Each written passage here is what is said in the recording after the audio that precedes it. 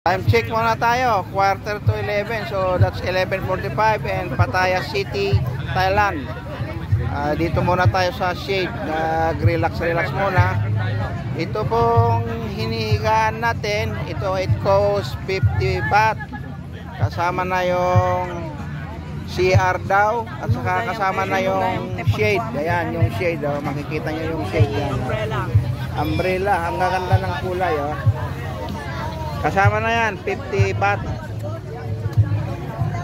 And then yung mga gustong umupa ng banana boat, it costs you 400 baht for 1 hour, ate? 5 minutes. 5 minutes? For the banana boat, 40 baht? 400? Oh, dear. And then yung escape boat nila, ang nakausap ko kanina, it costs 1,500 baht for 1 hour.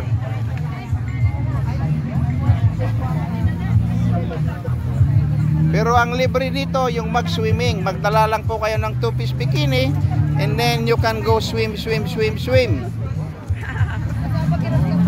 Meron din dito mga nagtitinda ng mga makakain, mga chicherya, mga mangga. Karamihan dito prutas. May mangga, may guapol, merong nyug.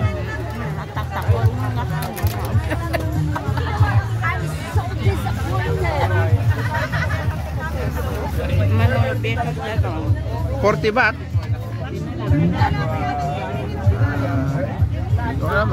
Kasi ang exchange rate is for 1 baht 150 centavo sa atin.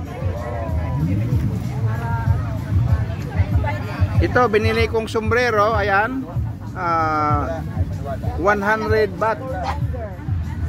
So mga 150 diyan sa Philippine peso. So I'm just giving you some information, guys. Para meron din kayong knowledge tungkol sa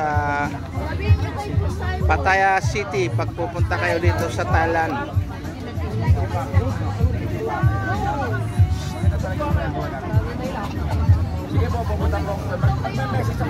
Hindi po iso kasama sa aming package tour kasi ang tawag namin dito free and easy day para sa lahat.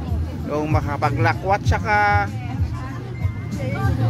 pero ihahatid ka ng speedboat papunta dito. Yun ay shoulder naman ng company natin.